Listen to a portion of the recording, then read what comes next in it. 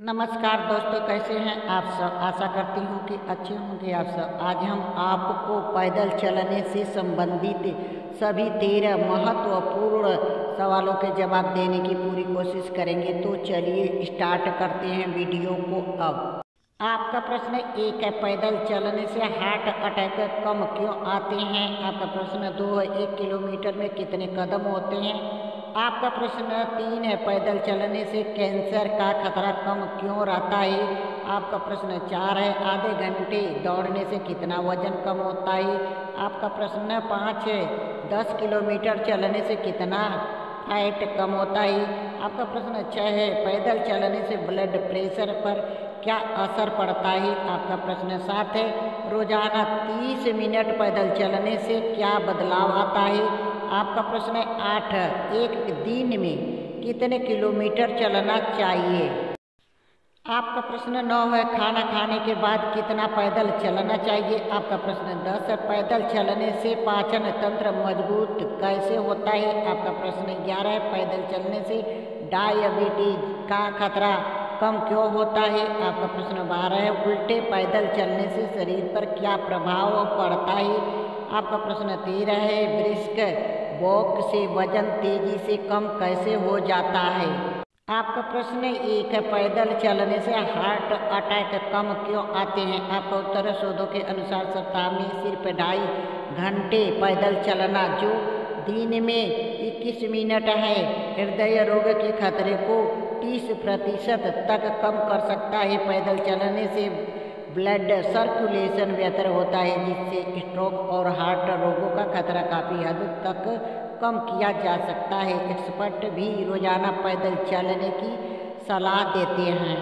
आपका प्रश्न 2 है, 1 किलोमीटर में कितने कदम होते हैं। आपका उत्तर है, फिटनेस बैंड हो या स्मार्टफोन में हेल्थ डेटा, दोनों में ही आपके साथ के मूवमेंट को भी काउंट किया जाता है।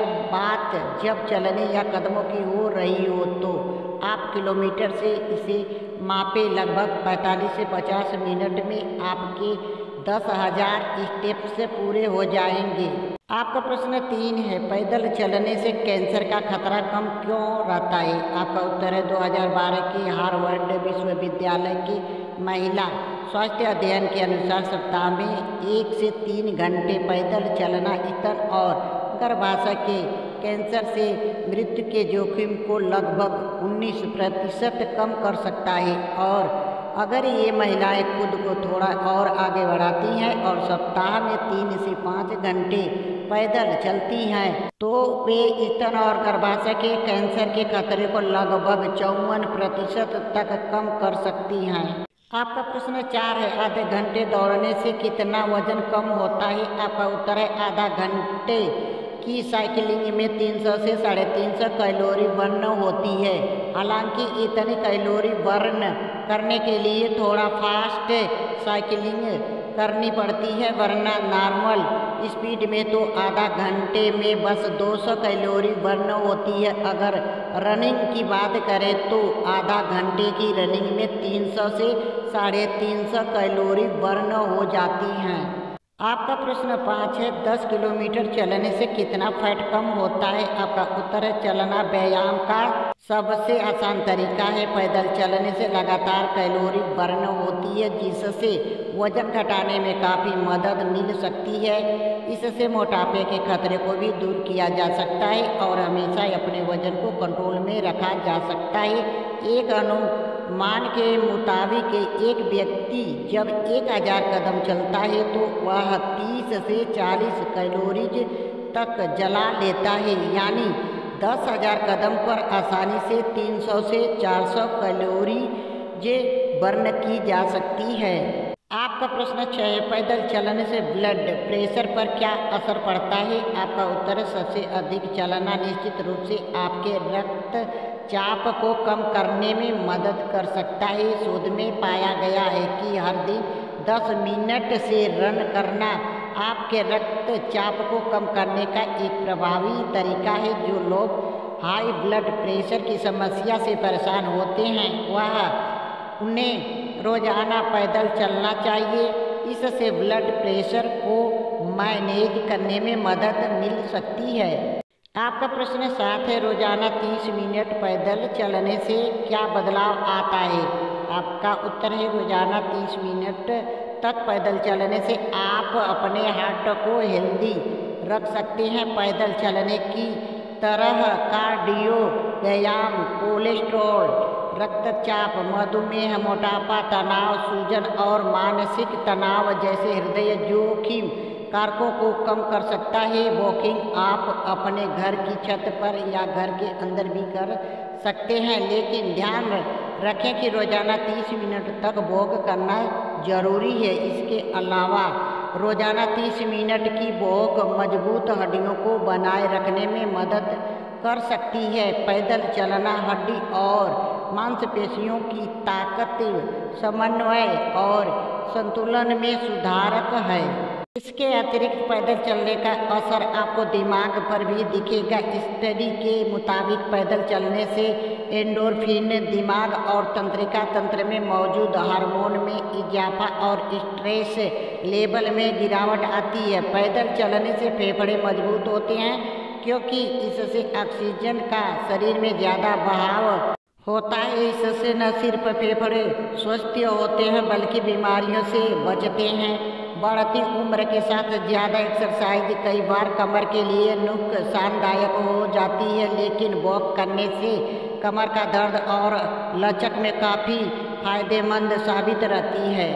आपका प्रश्न 8 है, एक दिन में कितने किलोमीटर चलना चाहिए? आपका उत्तर है, कहा जाता है कि स्वस्थ रहने के लिए एक व्यक्ति को कम से कम दिन में आधा घंटा जरूर चलना चाहिए। अगर कदम की बात करें तो करीब 10,000 कदम यानी 6 से 7 किलोमीटर रोज चलना स्वास्थ्य के लिए फायदेमंद है।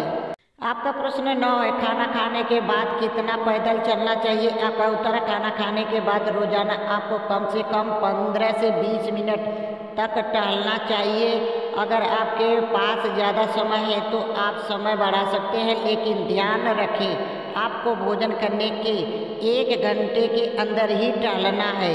आपका प्रश्न 10 है, पैदल चलने से पाचन तंत्र मजबूत कैसे होता है?